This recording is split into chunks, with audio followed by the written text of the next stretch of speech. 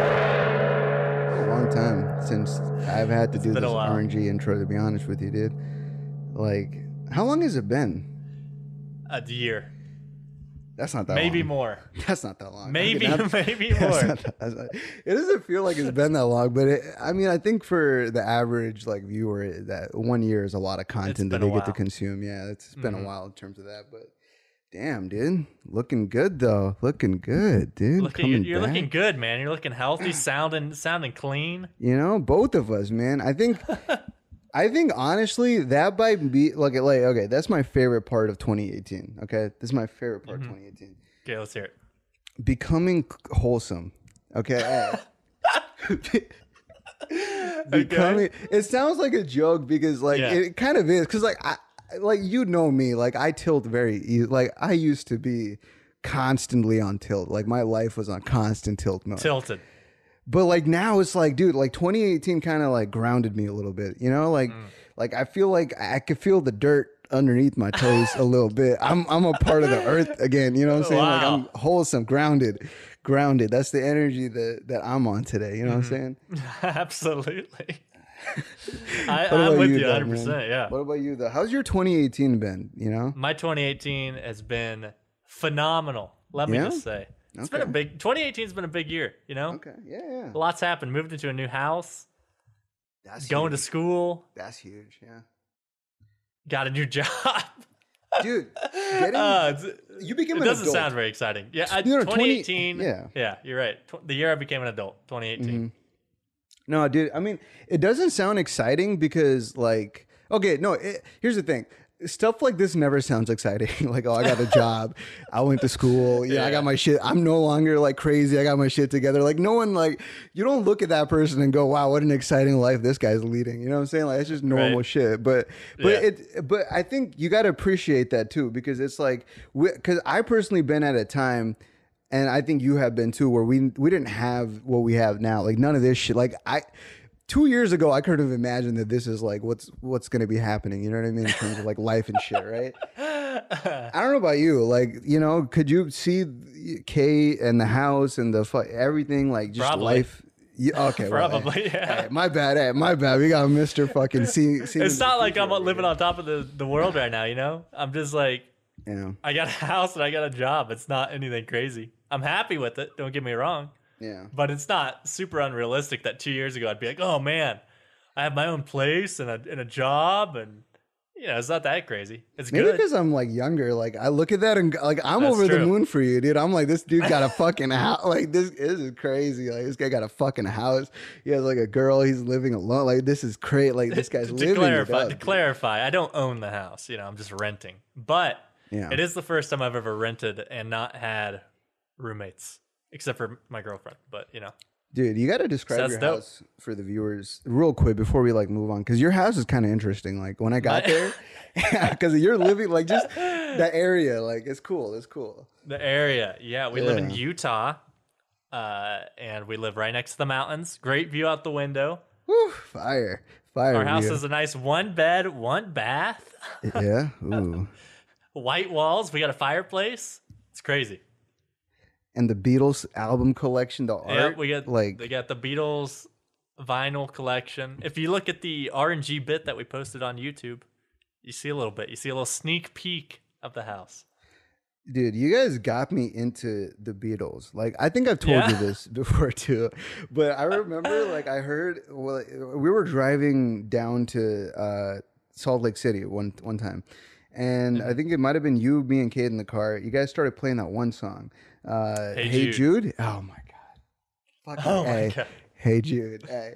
What's up, Jude? You know what I'm saying? Dude, when I heard that fucking song, dude. What's up, Jude? When I heard that song, I didn't know like that I'd heard the song before. I went back home to Cali a couple of days later. I could not stop listening to Hey Jude. I was like, this is an amazing fucking song. Great, dude. I fucking love the Beatles now. Thank you for that, dude. You know what? Paul McCartney, the guy who wrote that song, Kate and I are actually going to see him, and Katsu are coming out to California to see him in concert this summer. That's what the concert was for? That's what the concert's for, dude. I just bought the tickets today. Okay. I was like when you texted me saying that like you needed a place, I was like, wait, so what concert? Like where like I didn't know you guys were into something other than the Beatles, and I thought the Beatles like disbanded a long ass time ago. Like I didn't know that these guys are still active like that. Nah, they're like all dead. But Okay. All right. Well, there's a couple that are still alive. F in the comment section for the Beatles boys. It's been a while, but you know, real quick. Refresh Never that too one. late. Yeah. That's cool though, man. So 2018 has been would you say 2018 has been a productive year? Maybe not like, you know, as hype as I'm making it sound, but like to you, is it like a productive? 2018 has been a personal development kind of year for me.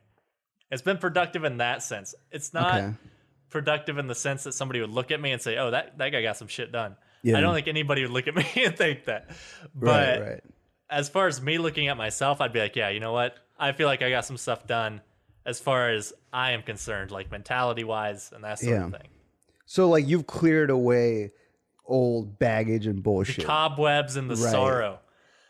Wasn't there, dude, there was a phrase for this, like cleaning the skeletons out of the closet. Was that applicable here? I don't know. I think the skeletons are always in the closet. I don't think you can get rid of the skeletons in the closet. I think they're there, but they come out, you know? Yeah, spooky skeletons. Spooky skeletons, you least expect that bitch. That shit's going to be out there. That's cool, though, man. 2018. Yeah. What about you? I mean, would you say that 2018, because you've been quiet, you know, YouTube has been non-existent from this guy. And social media, I feel like. Yeah, everybody's been like, where's this guy at? What's he doing? So obviously you haven't been doing that. So, you know, have you been making progress other places? I've been making a lot of like, it's so weird to like talk about progress because like I have no one has a reference of time to like compare progress to. So like the last point of reference would be at the end of 2016, my like last video, you know what I mean? So like that's the only point of reference people. So it's like weird as fuck for me to like talk about this. There's like so much that happened, but I would say like 27. Wait, I was gonna ask you this earlier before I answer this. Compared to 2017, how productive was 2018 for you? Because that's what I was gonna get into. I don't even remember 2017. I remember fucking 2017, dude. I'd be like, dog, what'd you do in 2017? I'd be like, I can't even remember it. Damn. It's just a blip. 2017 was a year that I feel like I'm always going to remember. That's a fucked up fucking year for any human being. Look, listen, it's a fucked up year, boys. That year fucking sucked ass. But, you know, like they say like through, even if like ground burns and scorches, there's still life that comes out of it. You know what I mean? There's Is that the saying? I made like that you're up. Like a phoenix rising from the ashes. Phoenix rising from the motherfucker. I'm a wildflower rising from that goddamn volcanic patch, bitch. No, I don't know about all that. It's like, sorry, I'm derailing a bit here. You know the forest fires that are going on, right? Yeah. And everybody's like, oh, this is terrible. But it's like this natural process, you know, where it gets rid of all the bad shit and then everything grows back and it's nicer. Dude, I mean, it sucks for us humans, but as far as nature, you know, that it's necessary. Tell that to my uncle, dude. That dude lost a fucking house. I know. I know. That's what I'm saying. It's for humans, it's shitty. Right. No, yeah, you're right. I think because here's the thing. We like, okay, this is again derailing it, but humans, we're kind of like here, as in, I wouldn't say illegally. Like I wouldn't say we're not here illegally, but like. In a way, if you do believe that evolution happened through like, you know, meteorite hit Earth and we're like organisms and bacteria and we grew, then technically we're the illegal immigrants in this world. You know what I'm saying? So like we have to like adapt and survive and overcome, right? That's like the point of like humanity up to this level. So I think in a way it's like, yeah, no, you're totally right. Totally right about that. It's like it's the phoenix from the ash thing. You know, you gotta, yeah, I like that. No, what I was gonna say was 2017 was a fucked up ass year for me. That's what I wanted to say. And 2017 was a year that made me realize that I need to like grow up. Like that was the fucking year for me to like, because I don't know if you've ever hit that point in your life where you just kind of like looked at like your group of friends, then you looked at all the stuff you've done, and then you look at just life in general, and then like you have that honest talk with yourself, like, yo. I gotta grow the fuck up. Like I can't keep like doing the same shit over and over again. You know what I mean? Right. That was one of those moments for me. That was why 2017 was memorable. But yeah, so 2018 was all about kind of like using the lessons that I learned. Like it's applying the lessons that I had learned in 2017 in order to make 2018 and further better. You know what I mean? So that's the vibes for 2018 for me so far.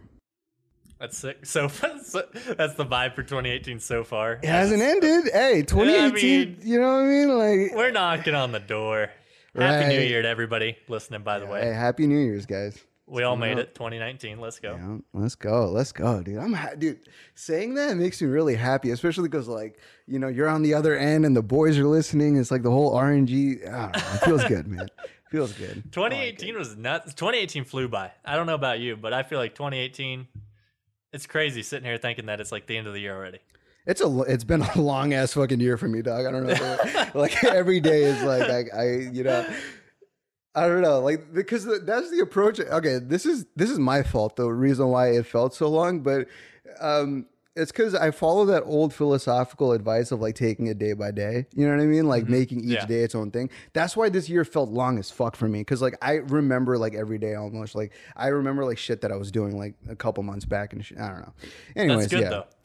Is it like I don't know? It is. Good, you know? It's definitely good. Okay. It's like you're living in the moment instead of like looking forward or living back. You know? Yeah. It's really it's cool. Like if you just live for the day instead of living for the future, which is kind of what I'm doing right now, because you know, I'm going to work, going to school full time, and it's just like I don't have a lot of free time, so I'm just I'm living for the future right now, which is a horrible thing to do.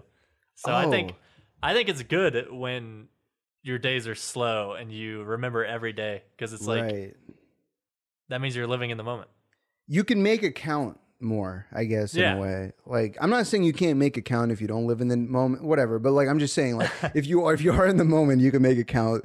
You know, you can make it count more reliably as opposed to that's like when you're actually living, you know, like when you're not paying attention to what's going on around you in the moment, then I don't feel like you're really living. Dude, that's RNG deep moment right here, dude. Let's get this is a RNG, deep fucking dive into deep dive. No, but have you ever heard of this guy named Jordan Peterson? The name sounds familiar. He's doing like a really famous circuit thing around the world where basically he's like this Canadian professor, TLDR, the guy in his college was presented with this like obstacle where he had to start referring to, you know, transgender people by pronoun, you know, like the whole like the hot topic issues, right? Like, okay. What do you refer to people as? Gay, LGBT, all that stuff, right? So this guy was adamant about being like, okay, I don't want to refer to people as anything. Like you know, this is not the way the world is supposed to be. Blah blah blah. So he created this entire book called The 12 Rules of Life: An Antidote to Chaos, right? And this book just like it's an international best-selling. Have you read this book? I'm in the process. I'm like halfway done with it. Yeah. And it's a really good book. It's a really good book. But when we were talking about earlier about like, you know, we had that little deep dive about, you know, making every moment count every day. In this book, he talks about like he uses a lot of like old biblical references. It's not like a religious thing. Like he's not saying like, okay, you should believe in Jesus or whatever the fuck. Right? He's just like pointing out the stories and like how those are relevant morals to today's times. And one of the interesting things that he talks about is how you need to sacrifice what you love the most now for a better reward in the future, right? So that's like one of the rules that he talks about. And I think that's really interesting because that's like when you're in the moment, like personally for me, I'm faced with like so many different things that I could do in the moment. Like I could just get high right now, but that would kind of ruin a good chunk of my day that I could be using it for something more productive. You know what I mean? Like there's always some distraction. There's always something to kind of get your mind off of what you want to really do, you know? So you got to like sacrifice those things that bring you the most happiness in the moment for prolonged sort of happiness in the future. I don't know if you ever dealt with that sort of ideology, but yeah, I mean, I think that's kind of what I'm doing right now, right? Because I'm going back to school. Yeah. And by going back to school right now and also working full time, it's like I'm sacrificing my time right now that I could be spending doing things I enjoy, knowing that it's for my betterment. Yeah. And in the future, I'll have more time because I made the sacrifice now. But I also think it's like a fine line, right? Yeah. I don't think if you take it too literally and you just slave away, next thing you're gonna know, you're gonna turn 50, and sure you might be retired, but like the last 20 years, like your entire youth, you just wasted working too hard. Yeah, that's real as fuck too. Do you know about Cain and Abel? That like old. That's like a biblical thing, right? One of them killed one of them. Yeah. Okay. So you're right. Actually, that's literally what took place. But the importance of the killing of the other guy was that so basically, I guess like what the story was interpreted at was that God, whoever that figure is for people. So God was looking at Cain and Abel, and he was saying like, listen, like you guys need to sacrifice. You need to sacrifice things to me in order for happiness in the future. You must do this because I am your God. I'm your creator. I'm asking you to do this. This is your duty. So what I think it might have been Abel. So Abel was the good kind. Like out of Cain and Abel, Abel was like the version that Cain always wanted to be. And I'm not sure if you've ever like experienced this in life, but if you ever met somebody who maybe he's your friend, your rival, however you might want to look at him, right? But he always has qualities that you always wanted, you know, but he has it, you know what I mean? Like, and then you get a little bit jealous. Everybody does. It's like totally naturally get a little jealous. Like, why does this guy, you know, have these qualities that I have? So that was the relationship between Cain and Abel. Cain always wanted to be Abel. So Abel was this kid who would sacrifice all the time. Like you said, this guy would sacrifice with this idea that in the future he get rewarded, and he would always get rewarded. Every single time Cain would, you know, sacrifice something, God would reward him with something. But Abel was doing that. So Cain saw that he was sacrificing too, but his sacrifices weren't worth as much as Abel's sacrifice, you know? And then so Cain started getting in his head, like, why am I sacrificing so much if I'm not going to get the same thing as this guy? You know what I mean? Like why is my sacrifice worth less than this other human sacrifice, right? And that's like an idea that I think a lot of people kind of have in real life too. Like why give up something if I'm not going to get the same reward as this guy, if he's going to give up the same thing, you know? So it's always this like imbalance in life. But the moral is that, I wouldn't say the moral, I guess, like how it ended was that Cain kills Abel because he can't cope with the fact that life is unfair. Like he can't cope with the fact that his sacrifice is going to be worth less than Abel's, you know, and instead of like figuring out a solution for that, if there is one, I don't even know how that would work, but you know, basically he kills him. And it's this whole idea behind like, is that 20 years, like you said, is the 20 years that you lost, right? Is that worth the same if some other guy spent that 20 doing something he loved, you know, like same line of work type thing, you know? I don't know. It's just, it's the same sort of ideology, I guess. That's what I'm trying to get at. Biblical references in the RG podcast. Because if there's one guy who's an expert on the Bible, it's Jordan B. fucking Peterson, dude. That is all from his fucking book. I just happen to remember it. But yeah, no, it goes back to what you're saying though about like working your ass off and not making it. I think that's another fear, right? Like imagine like working your, like, dude, this is the thing with YouTube. Sorry, I'm gonna just kind of take this like, go for it. Let it go. I fucking hate this. All right, look, dude, I fucking hate this shit, right, dude? On fucking YouTube, I'm so passionate sometimes about my videos that I will spend like weeks on one fucking video just to edit because I want this to be like how I'm imagining it, right? Like I'm really like about that. I want to make this a genuine experience for the people watching. But there's this thing about life where that needs to become monetized. Like you need to like make some sort of income. Otherwise, spending all that time wouldn't be worth it in that sense. You know what I mean? Like there has to be some, but you don't get that. You know, you don't get that. Like if you're going after like what you want and you're spending all this time, you don't get that luxury. So I think it's this thing of like sacrifice. Like, is it worth it? Is that sacrifice worth it? Is it really worth it to go that extra length to just do what you want to do? You know, like if there is no like guarantee at the end. I think that's one thing. I don't know. That's what it reminded me of. That's one thing I fucking hate. I think what you said earlier, that's why a lot of people won't do it, is because there's that fear of working so hard and not getting anything out of it. And I think that's like something that I've struggled with. And I think a lot of people struggle with is like that fear of failure. Yeah. Where you sit there and you're afraid of trying your hardest, because if you try your hardest and failing, it's like this huge hit to your ego, right? Right. Where it's like, you're just destroyed. You're like, I tried my best and I still couldn't do it. Yeah. So like the other side of that coin is, well, if I don't try, then at least I'll just have an excuse that I never tried. And for some people, having that excuse and saying, "Hey, I didn't try. If I tried, I could have done it, but I didn't try." You know. So some people would rather have that excuse than trying their best and failing.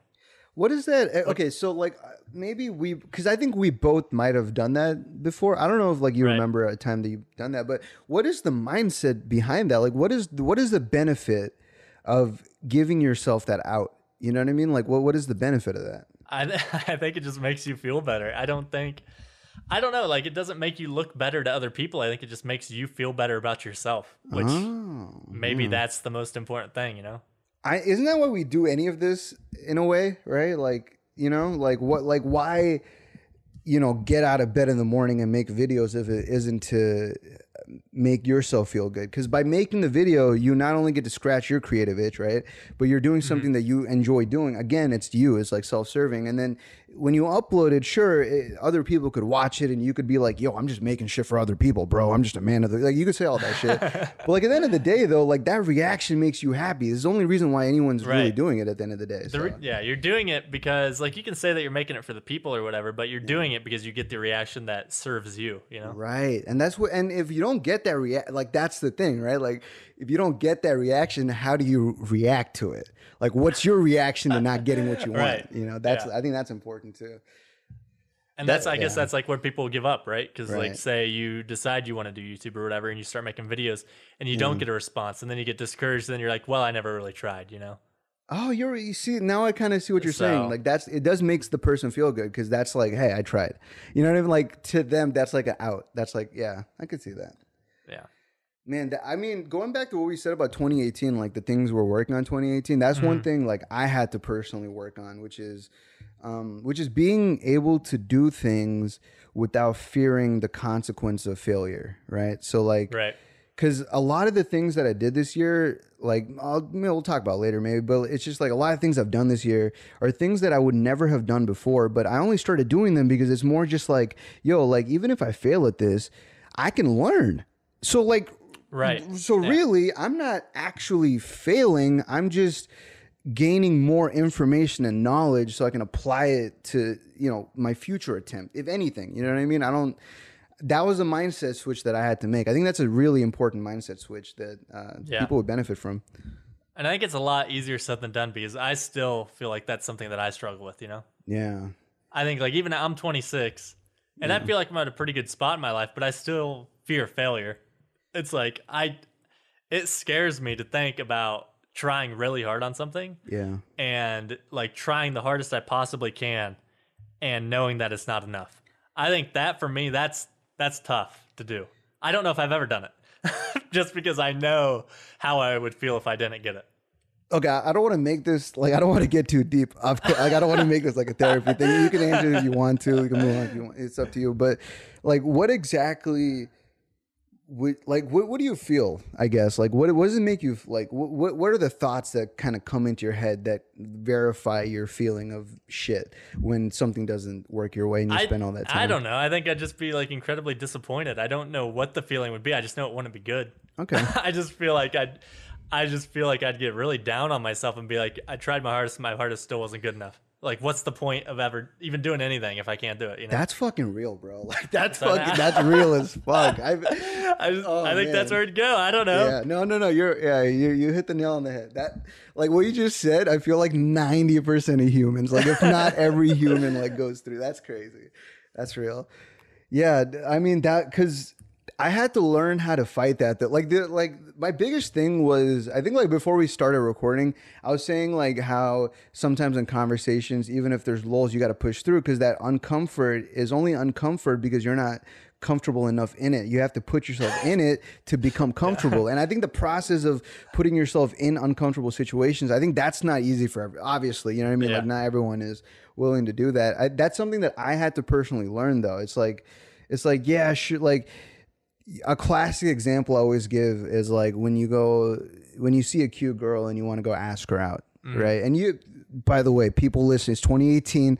All right, you can change the genders, whatever fucking thing you prefer. I'm just saying, like if you find another human or whatever the fuck attractive, right, and you wanna talk to this person, I think a general fear that people have, I think that anyone can identify with, is what if the love that I'm showing to this person, this appreciation I have for this person, isn't reciprocated, right? Like this person just straight up looks at you and laughs, or just like no, like straight up just no, you know what I mean? But the thing is though, to know that that answer isn't indicative of how like of you and is more indicative of how they feel, like to understand that and to like respect that and to be okay with that, even if that is the reality of things. I think that's something that is important too. I don't know. It's about just facing it. Like just, you got, I mean, I see, it's like, it's hard. It's like, I want to tell people like, just go face that shit.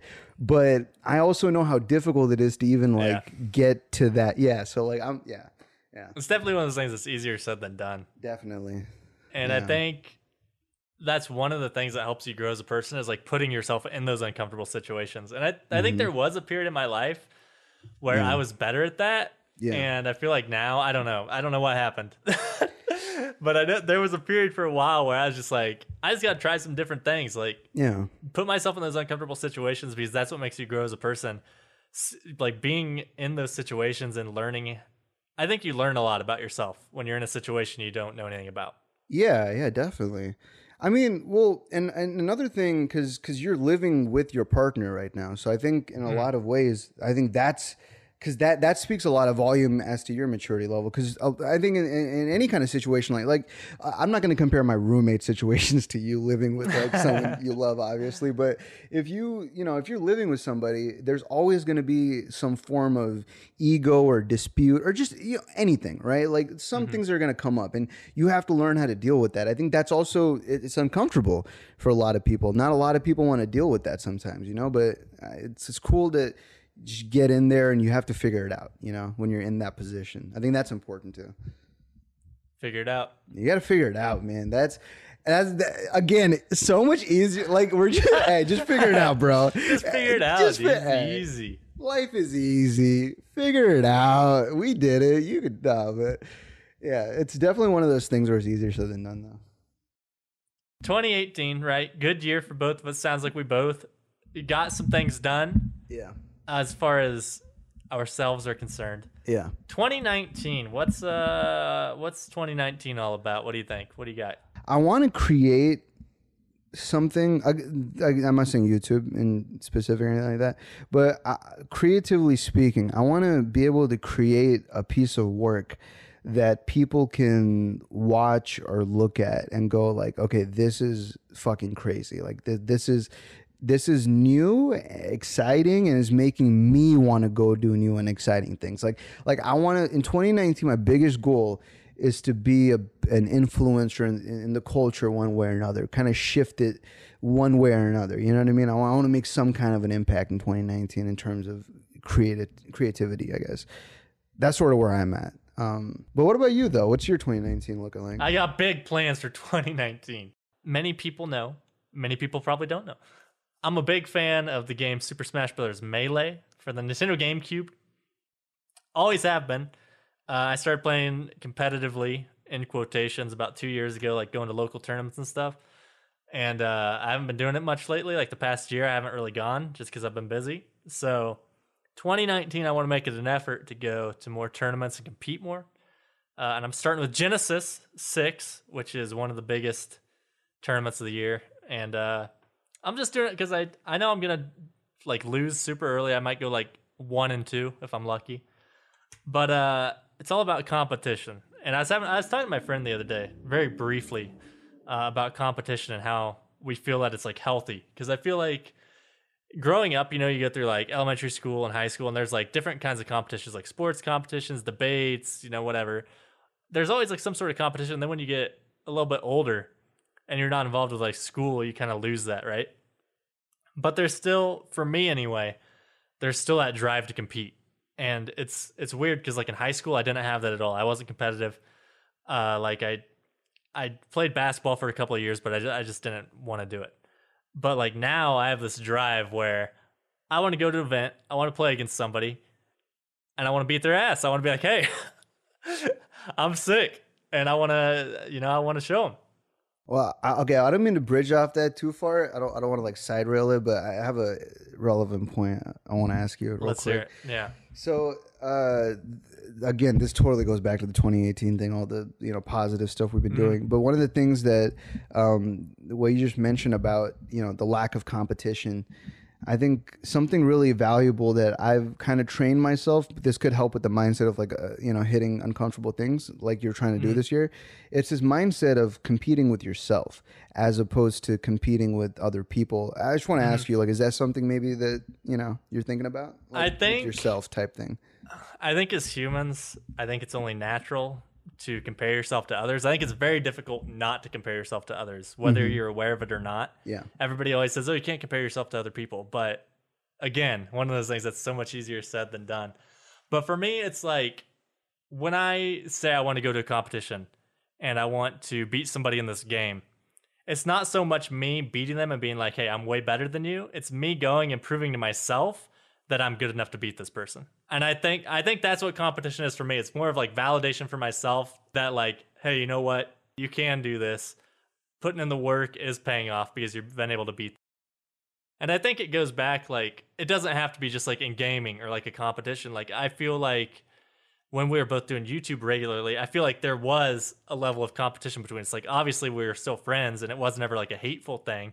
But I'd see you put out a video and I'd be like, oh damn, he just put out a video. I gotta put a video out and I gotta see what I can do. And it's like it's this friendly competition between each other that I feel like helps push you, you know?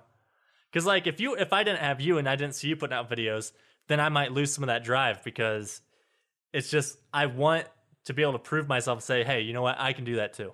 Right. You needed someone there to bounce off of in terms of like motivation. Yeah. I feel you.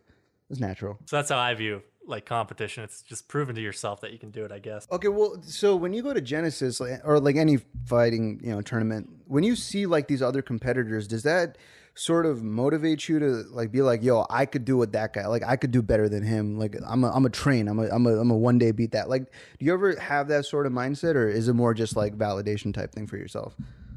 Well, the nice thing about it is like local tournaments. Like for a while when I was living up in Salt Lake, I would go to tournaments every week. I probably went to like, I didn't go to a ton because I moved, but I went to probably like 8 of them. Yeah. And like every week you go and you'll play against the same people every so often. And the first time you go, they beat your ass. And then the second time you go, it's a little bit closer. They still like fuck you up, but you get a little bit closer. And then eventually like you're going and you're trading games with them, So it's like, it's just being able to see that progress that really fuels it for me. Is like you can go and you can see your improvement from week to week. That's cool. And that's kind of like what keeps it going for me. Right. It's like, because it's such an old game, the one that I play, that there's people that have been competing for like more than 10 years. Like the guys at the top of the game have been competing for at least 5 years, most of them. Okay, so they've been in there. It's like a scene. Yeah, you can't like look at them and be like, I'm going to be that dude. I'm gonna go to a tournament and beat him. But like watching them play, it's motivating because you're like, you know what? You can learn from what they're doing. And I'm not going to say you can get to that level necessarily. Right. Just because, it is what it is. But right. It's always motivating to see other people play and see how good they are and be like, if I put in the work, I can improve. Yeah, that's basically. There's something really important about that shit too, like having that mindset about it. Like, yeah. Yeah, I mean, anyways, I think it's you were talking about how maybe like a similar comparison would be like, if you wanted to do stand up for a long time, right? And it's like, so if you go and you watch somebody do stand up, I feel like you probably get that same sense of motivation where you're like, hey, you know what? This is kind of motivating. This guy's up here doing it. Why can't I? Right?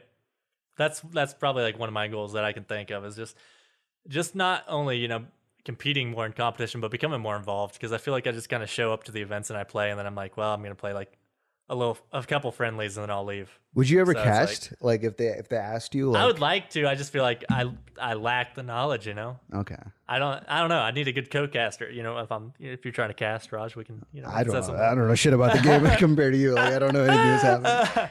I'm be like, oh, that Pikachu just got fucking dunked. Hey, color commentary, dude. That's all you need. Yeah, dude. People go hype for that shit. I'll ask you later. Wait. So after Genesis, after the fighting thing, what else were you playing for 2019? There's a couple things that I want to do, like RNG podcast. We're bringing that back, and that makes me excited. I'm very happy to be here, and I want to keep that going. So like, I just want to like take something and make something of it. So this could be that. Maybe it's something else. I don't know. There's always some sort of creative project that I want to do.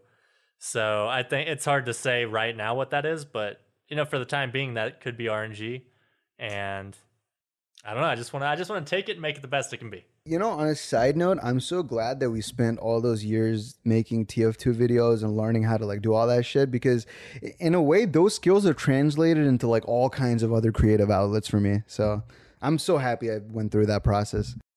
I've definitely noticed, I think one of the biggest things for me probably would be like live streaming. I feel like gives you a lot of confidence, because I've noticed like in some of my classes, like if we have to give a presentation, I hop up in front of a class and I'll let it rip, dude, you know? Like who cares? And you're able to form coherent sentences while just being in front of a bunch of people. And I feel like I see a lot of people that just can't do that. They can't even like say what's on their mind if people are looking at them. So I think like even skills outside of the creative world, I think we've gained a lot just from YouTube and Twitch and this whole like community that we've been a part of. Oh yeah, dude, it's huge. I think for me, my mindset is more along the line. Like I don't know how you view that. Like, do you just sort of like get up there and then you're just like, okay, fuck it, I'm live. What's the worst that could happen? I'm gonna just get this off my chest real quick. Like, is that sort of how you view it? I mean, like I prepare very loosely, and you know, I just know what I'm gonna say well enough to. Or I know the points well enough that I can come up with what I want to say on the spot. Okay, because I was gonna say like my confidence comes from understanding the audience a little bit, and it's like it's knowing that every single person in that fucking audience, right? Like let's say for example we're gonna take like a live stream, right? Or not a live stream. Let's do like a classroom, right? It's like you know these people to a certain extent, even if you don't know them, they're just normal humans. They're probably gonna do the basic shit. They wake up, you know what I mean? They take a shit, brush their teeth, whatever. It's like the basic shit. You like if you yeah, dude, that's what like, they're into. Okay, I mean, hopefully that's what they're into. You gotta have some hygiene, but like I'm saying, like mentally speaking, if you understand, I guess for me, like if I understand how to make myself happy or make myself laugh, I'm more confident going in front of a group of people and doing that because I can do that to myself. And so like in a way, we're all human. So if I can elicit that response from myself, I can definitely do that to any group of people because they're also human. They probably have a similar sort of like pattern of thought that makes them want to laugh at that or make them want to understand, I guess, whatever I'm trying to present, you know? Yeah, I think like so often we look at people as like a group and we just kind of push everybody in this one group and be like, oh, we don't like think that they think the way we do. If that does that make sense? But like you're saying, like if you get up in front of a class, all these people, you know, you're the same age group, so most of them are gonna have similarities in like sense of humor and that sort of thing. And everybody's just like a lot more similar than we think, I feel like. Everyone kind of thinks about the same shit. It's just maybe they might not verbalize it, maybe they might forget about it, but you know that they've thought about it at least, you know what I mean? Like it's in there somewhere. You just got to find it. I don't know, man. Some people it seems like they don't have anything going on, but I think creativity is seen as like one of those natural talents, you know? A lot of people assume it's just something you either have it or you don't, but I think it's just like anything. I think by definition, talent is just something that you have. It's like the innate ability that you have to do something. Like the way you see the world or see something, it just lines up with like the skill that you're learning, you know? Like some people pick up a guitar and they're just better at guitar starting off just because the way that they view the instrument and they view the world like just collides with I don't want to say the word collides, that's a weird, but it just like meshes perfectly with the instrument. You know what I'm saying? Like two things just come together, the way you see the world and the way you are and the instrument or the skill, and they just like fit perfectly and you're able to pick it up a lot quicker than somebody else. But that's not to say somebody who doesn't see it that way couldn't be just as good. It just takes more work. It takes a shit, and there's no guarantee that, you know what I mean? That's another thing. Yeah. Too. Yeah. I mean, there's no guarantee for anybody, but that's true. Yeah. At least the guy with talent, he doesn't have to work as hard to get the bare minimum, I guess.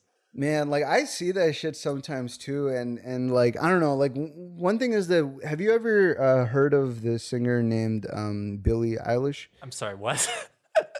All right, she's kind of new. She's like 16. She's a singer. She's like popular with like the current generation of people. Okay, right? Yeah. Why would I have heard about it? Right. I'm just pointing her out. My bad. If you ever get a chance to listen to her, I'll send like a link after this if you want to listen to it. But She has literally the most phenomenal fucking voice. Like she sounds like Adele from that one James Bond movie, Skyfall. The thing that Adele does.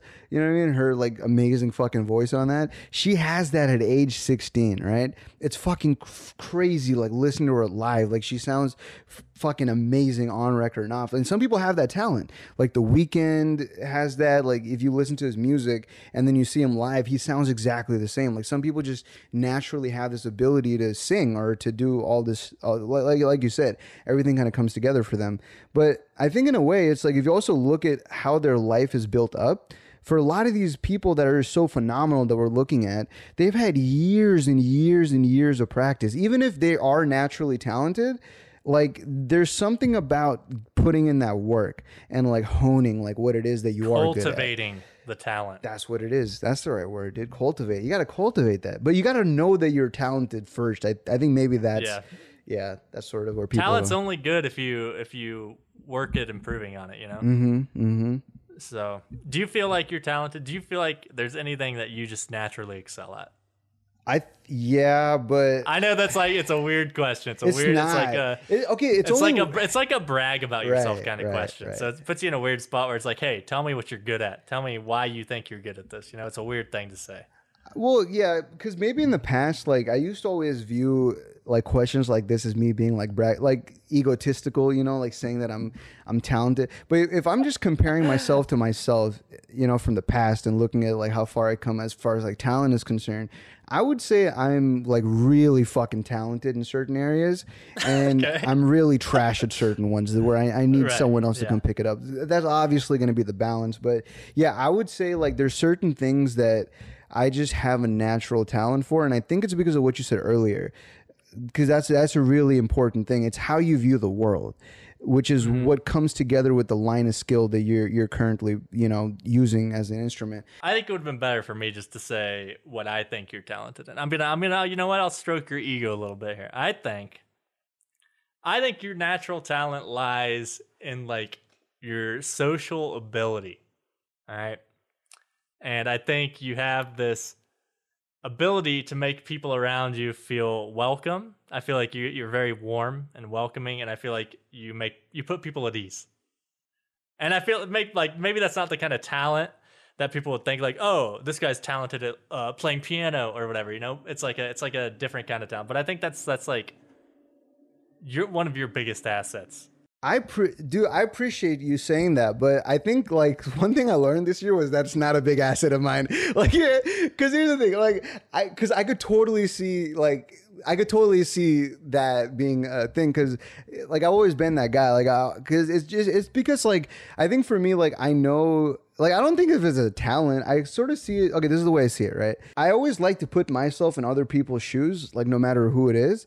So for me, it's like when I in the past would get into conversations with people and I would try to like make new friends, I know how awkward and how daunting that shit could be to people. You know, like I know what that feels like. And especially when I'm like meeting new people or even in like talking to old friends and shit, I totally know how all those feelings work. So for me, it's like just making it comfortable for the sake of like, okay, I know how you feel, so I'm gonna make this more comfortable for you. Like I'm gonna gear the conversation towards, you know, fixing but that's only because I see it in myself and I sort of reflect that. And I'm saying, and I think it goes back to what we were saying and how like talent is like, it's part of your worldview, because I don't see the world that way. I think a lot of people see me and they're like, man, this guy is cold-hearted. This guy does not care. A lot of people from the outside, I think, look at me and they say, this guy's a very serious person. I don't smile a lot. I'm not welcoming. I'm not warm. I'm the worst around people. And I think that's just because that's kind of like when I first meet somebody, you know? And I feel like that's because of the way I see things. And they're just the way my mind is. And I think you could change that, obviously. But like, that's just the way I am, I guess. I don't know where I was going with that. But, you know, I see that talent in you and you wouldn't consider it a talent. But I see it because it's something that... It goes back to like what you were saying, where you can be like envious of what somebody has, like with the Cain and Abel thing, where you're like, I want to be like this person. I think that's a trait that you have that I wish I had myself, right? So it's like it's more noticeable to me because it's different than what I have, I guess. We were talking about initiative earlier on, right? like that initiative. Right. So Yes. what you just said is fucking huge, because this idea, because bring up Cain and Abel is huge too. It's identifying what you don't have and what someone else has, and just it could come from jealousy, spite, whatever the fuck it is, like whatever emotion you might feel. However you feel about it, the fact that you were able to identify, like, I don't have this, but this guy has it, right? And then you're breaking it down, like, okay, maybe he has it because of this reason, and I don't have it because of this reason. That thought process in and of itself is initiative. That's you taking the initiative to understand yourself better, to kind of evolve a little bit and see what else is out there, you know? I think that's important. That's a huge first step, dude. I like that you can recognize that in other people, because not everyone can like say that someone else is talented or someone else has a strength like this or not. You know what I mean? Like, it's just because I like cool. you, you know? I like you too, man. Hey. Well, listen, I think one talent that you have. You don't have to tell me about my talents. I think that your number one talent that I personally appreciate is your ability to be extremely, extremely patient and precise, especially when it comes to things that you take a lot of pride in. So, like, for example, your horse series or any video that you spend a lot of effort and time organizing. I think your attention to detail and sort of like how much effort you put into making it sound exactly how you want or have it look exactly how you want. That's a talent that I always envied about you. But now this is the part where I take it back a little bit, right? So here's the thing. I love that part about you, but the way that my mind works is that when I meet people, you know, anybody, you, Dane, anybody, right? When I meet new people, I start to look at their strengths. And if I see that they have a strength or a quality that I want, like, I used to get really like jealous about it. I used to complain about it, get jealous. But I think I kind of matured up a little bit where it's like, okay, let me see if I can replicate their strength in my life. You know what I mean? So like, I think now I have your similar talent, not maybe as pronounced as your talent of looking at detail, but I feel like because of you, I was able to sort of adopt that mindset of really paying attention to precision. That was definitely something I learned from you. But like I said, like, it's like when I look at people, I look at their strengths and talents. I'm able to point it out, but I'm also able to take it for myself and sort of like adopt that into like take it sounds it's like a superpower, right? Like, yeah, take it kind of sounds wild, but you know what I'm saying? Like, it's kind of like I get inspired. You know, like Space Jam. Yeah, you see Space Jam when they steal the basketball skills from the players. I haven't seen like Space you're Jam. one of the. Oh man, we'll watch it when you get here in February. But there you go. Yeah, that's a classic. That's a good one. I think what you said about how you see somebody and you see the strengths, I think that's interesting, because for me, it sounds really bad to say, but I see people and I think of all the things that I don't like about them. And I go, I don't like this guy because of this. When I first meet somebody, I focus on the negative, and I know that's not good. That's a bad thing to do, because everybody has some good in them. But to me, I think when I'm with somebody, the things they do that annoy me or upset me are more important than the things they do that make me happy. If I'm with somebody who does some stuff that really annoys me, that is going to impact me more than the stuff they do that I enjoy, I think.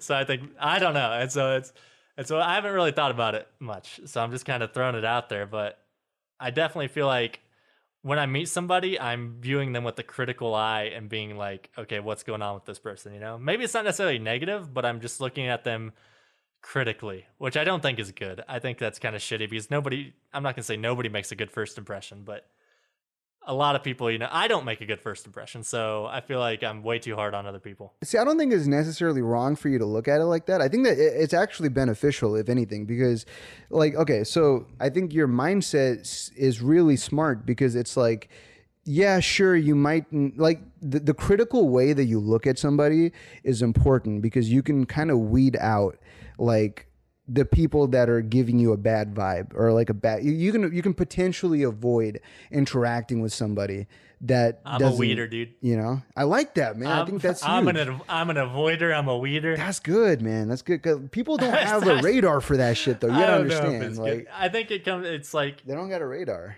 You have a radar. One of those, you know? I've got a radar. It's a very picky radar. It's probably not good, but I think it comes down to, it's like one of those things where somebody like me, where I feel like I am very like picky about who I spend time with and that sort of thing. I think that results in me not having like many acquaintances, like there's always, you have people that have like a ton of friends and like a handful of close friends, but they have a ton of people who they just consider friends. I don't have many people who I consider friends. Like my friends and close friends are the same group.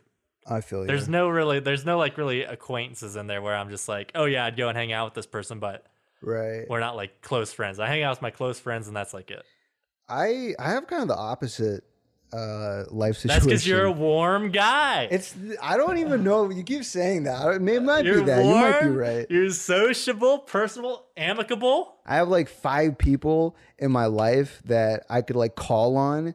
And you're one of them that I could like call on. I could like rely on them for anything because I know these people are going to be honest with me, right? Like I could trust them with anything. And then out of those 5 people that I regularly talk to, interact with, then there comes this like group of like 50 to 100 people that are just sort of like friends, but not really. Oh my God. Like I can, like these are 50 to 100 people that I can talk to about anything in life and they can talk to me about anything and we'll have that, but it's not as warm or it's not, I wouldn't say warm. It's not as sincere.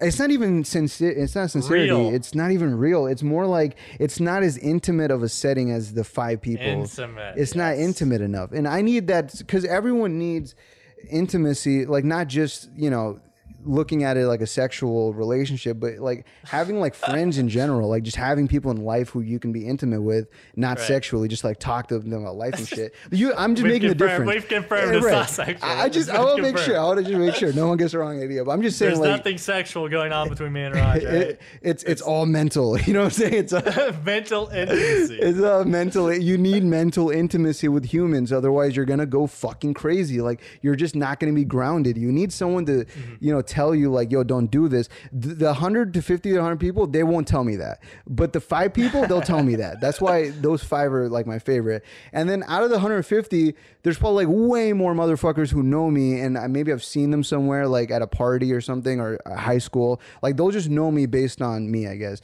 But that's different. Like I don't really interact with those people. But when I do see them, it's like, hey, dude, what's up? We'll talk about life and that's it. You know what I mean? It's one of those sort of like acquaintance type. But I don't know, coming from that mindset though, and then seeing how your social world sort of works, it's interesting. I like seeing that because then this kind of lends to what you said about how you look at the world. You know what I'm saying? Like it all makes sense now. Everything's kind of piecing together.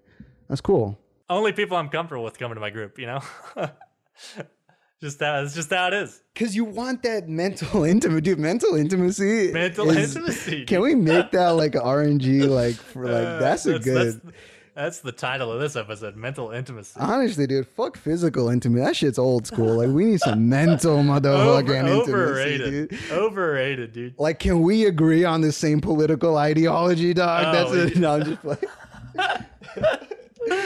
Oh man. Yeah, but that's definitely important though, man. Having someone that you can just kind of vent off to is always important to have. Yeah. Somebody you can confide in. Yeah. Talk to.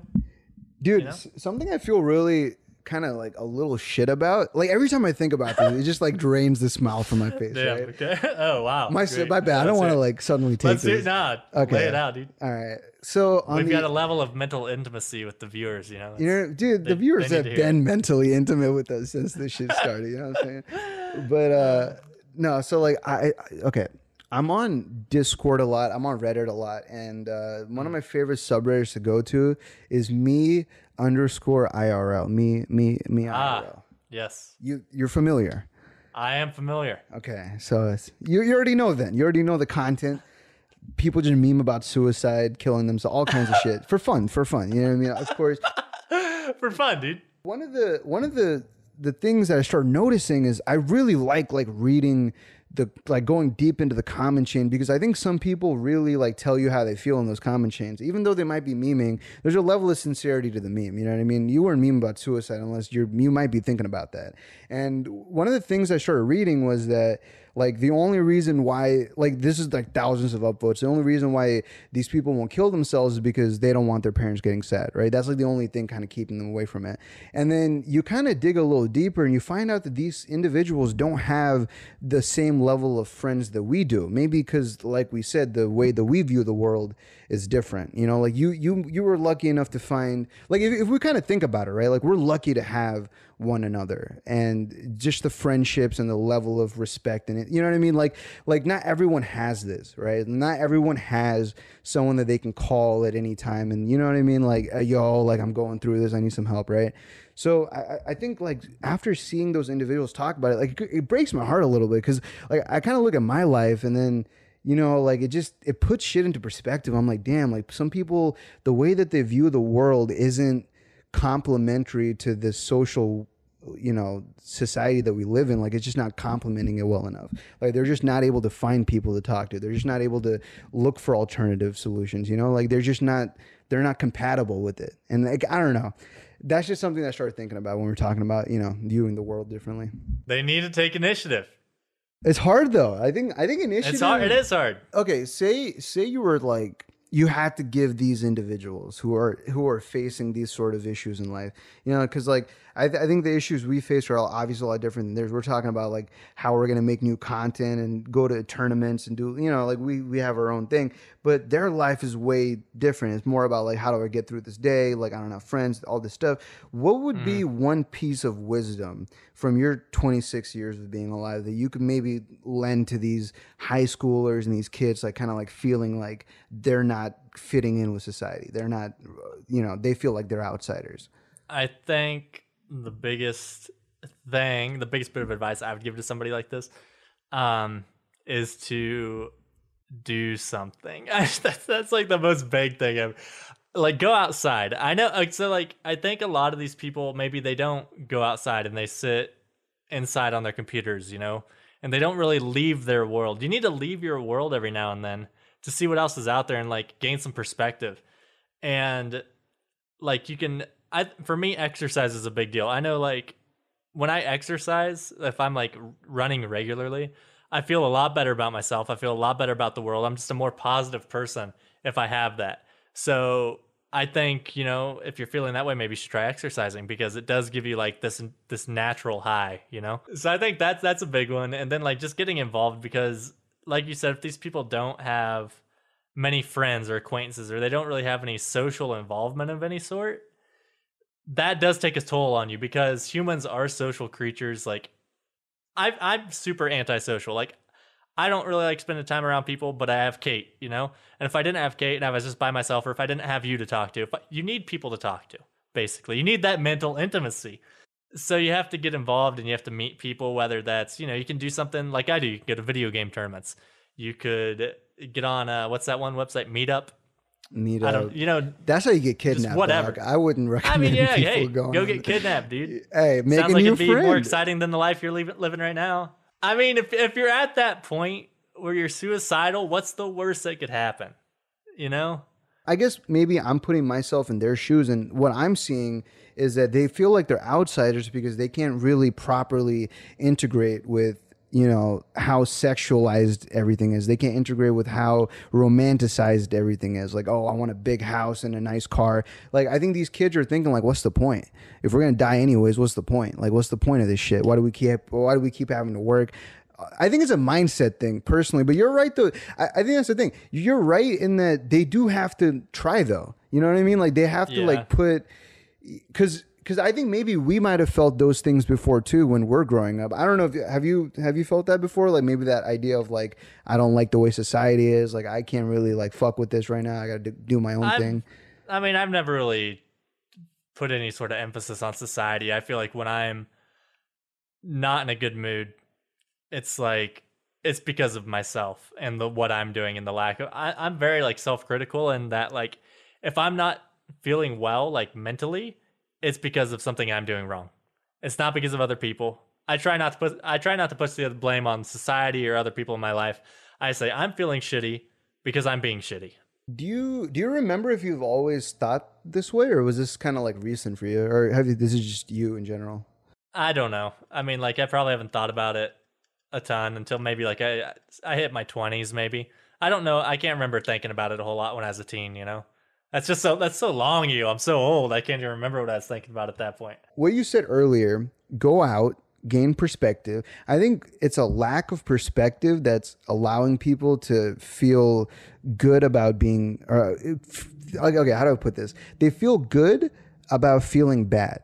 if that makes any sense. They take comfort in that shit. Like I think as humans we're basically just animals. Okay, let's start there, right? So like if mentally you talk yourself into a loop saying that this is the way the world is, this is the way I am, you're an animal, dude. You're just gonna get looped into that shit. You're gonna believe it, and that's gonna become you. Like that's how powerful your mind is, and we've seen like proof of that over the course of years. So I mean, it's easy to just say like switch your mind. Yo, bro, just switch your fucking mindset, bro. Like start thinking you're the shit. Right. Like it's easy to say that, but I think it's small steps, right? It's like it's understanding. It's that perspective change, like you said. Go out and do something. It's not to. It's people look at that and go like, well, I'm so depressed. I can't leave my bed. I can't do this or that. And another point, this is totally side point. I think maybe some of those people are diagnosing themselves and you know what I mean? They might be talking themselves into a depression, but if it's real for you and that's like something you deal with, or even if you think it's real for you and that's what you're dealing with, I think the only solution is what Grizz just said. You know, you gotta, it's that initiative. You got to do something to change that perspective, you know? Because if you don't do anything, if you don't make any changes, nothing's going to change. If you just sit in bed all day or you stay in your house and you say, oh, I'm depressed, I don't want to leave my house, like you're not making any changes and nothing's going to change. So it's like by going outside and doing stuff and getting involved.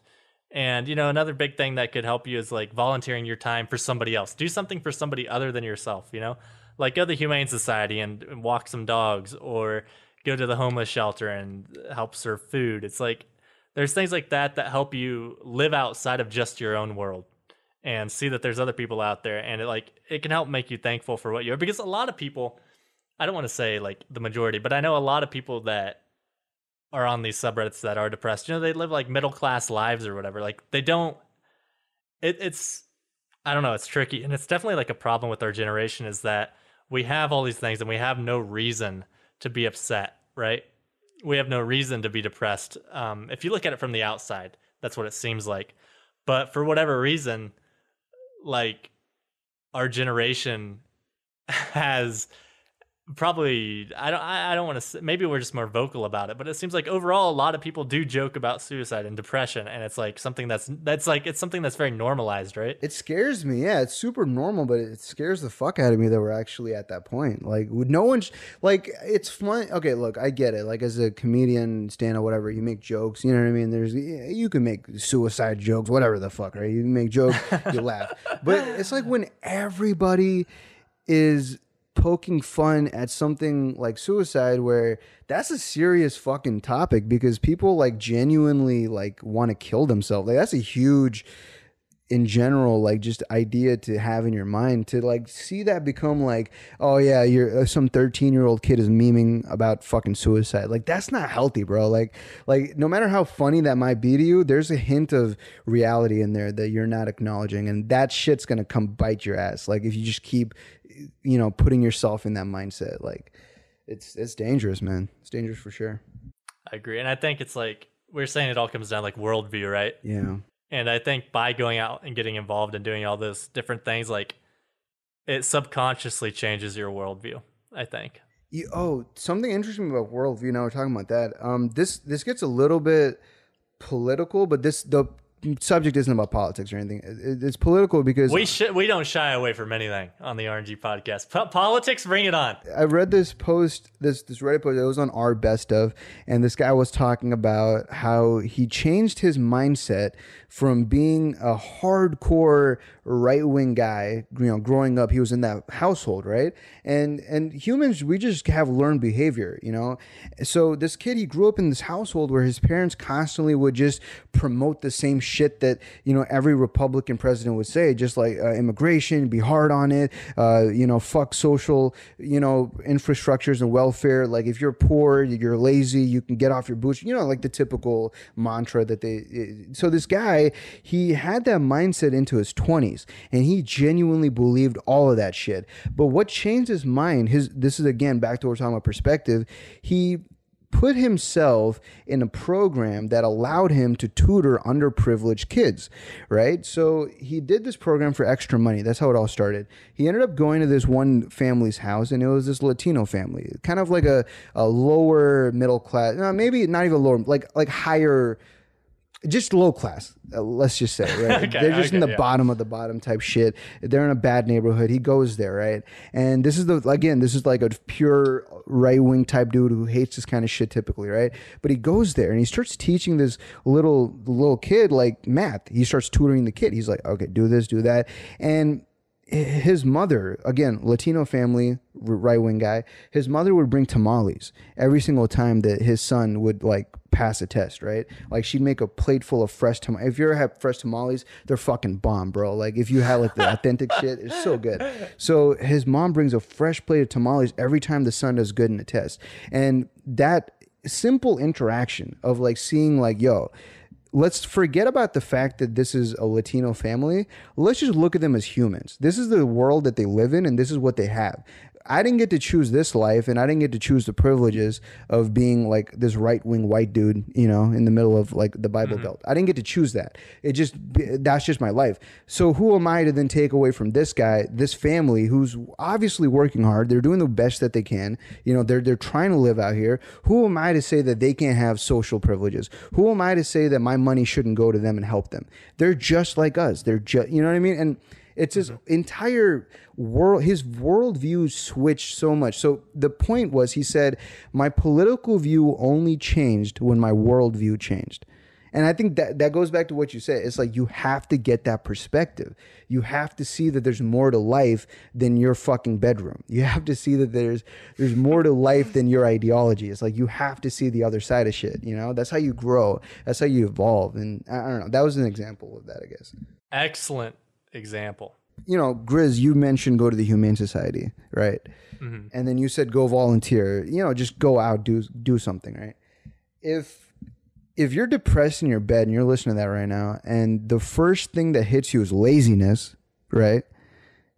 That in and of itself needs to get sorted out first. That laziness. I think that's what fucks people over. It's like, it's not already that you feel like shit, right? But it's also this like intense laziness. No motivation. Right. The biggest, for me, I think this is something I struggle with as well. Discipline. That's the word. Yes. Discipline. That's the word. That's the word. That's the one. Yeah. Discipline is very fucking important, dude. Yeah. Like it's tough too. You need that shit. Yeah, no, of course. Like, cause it wouldn't be tough if like it wasn't worth it. You know what I mean? It wouldn't be discipline if it was easy. Exactly. Right? Yeah. Going out and eating a cookie or eating a pizza, that's not discipline. That's like lack of discipline because it's easy to do those things. Yeah, it's what I don't know if we talked about this earlier, but like gratifying, like instant, like gratifying, you know, whatever makes you happy now for further. Yeah. We talked about it. You know, it's like, it's about the Cain and Abel thing, about the sacrifices you make now pay off in the future, right? Yeah, man. Before I like go off on this tangent, are we in two different generations or are we in the same generation? Me and you? Yeah. We're like same generation. But it seems like there was this drastic change from when I was in high school and when you were in high school. Because like smartphones became a lot more prominent and that sort of thing. So I don't know. I feel like I look at kids in college now that are like just entering college and they're like 8 years younger than me. And I feel like I definitely relate to people who are 8 years older than me or 10 years older than me more than I relate to these like 20-year-olds coming into college now.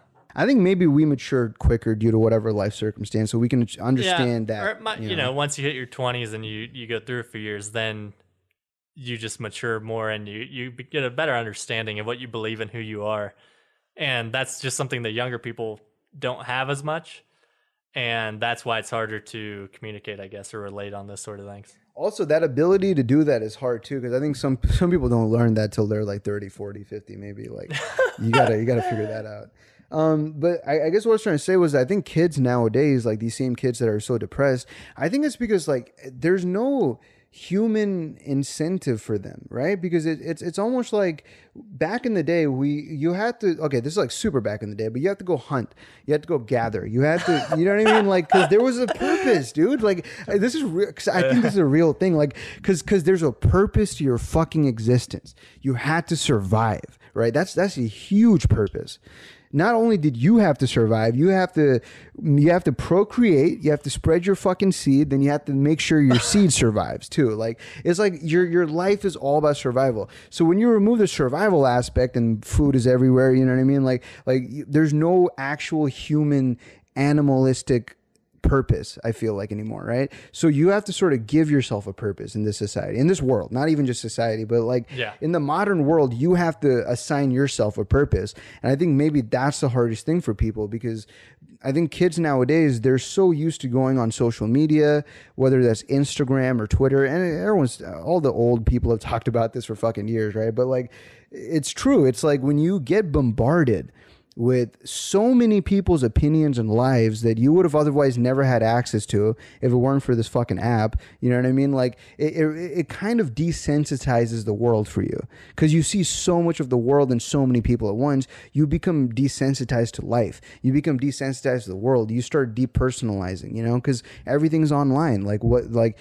You don't even, back in the day, like if you wanted to jack off, like you would have to go to like find a magazine or like, you know, use your dial up and get like a pixel at a time. You know what I'm saying? Like now you go on for like Pornhub has a Twitter account, dude. Like it's crazy. Like the world is just like everything is so accessible. And I think that's what's maybe causing people to feel disconnected.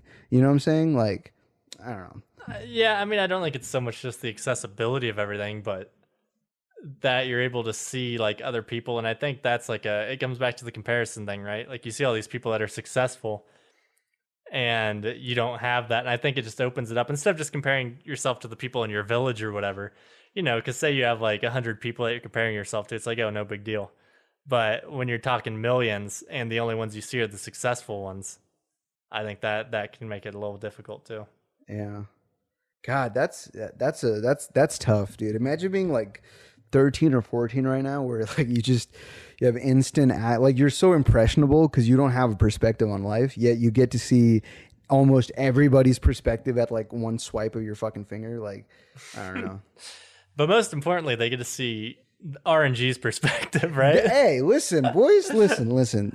Fuck the rest of the fucking internet, all right, boys? We're the good guys. We're like, I'm not even gonna say we're the good guys, but we're the right guys. You know what I mean? We're the real guys. I gotta go make some cookies. I gotta go get some I gotta sit down, dude. I've been standing up for like this entire hour talking to you. Like, I don't have a chair. Yeah. I forgot you were standing up. Oh man. This guy, look at this. This guy's working hard. He's standing up for you guys. Come on. All right. Please let us know what you're gonna be doing with 2019. Make it a good year. Boys, we've been dropping gems, right? Pick them up, put them in your treasure box. You know what I'm saying? Put them in your treasure box. Add some value. Don't spend them. Don't spend them right away. Listen to Papa Grizz. Hold on to the gems a little bit. The longer you hold on to the gems, you know, the interest accumulates. Woo. And then maybe one day you could pass that gem on to someone else who needs it. And then the cycle, man, that's all you could do. That's all you could do in life, is to pass on these gems. Hold on to these gems, yeah. Let them appreciate and value. You know what I'm saying?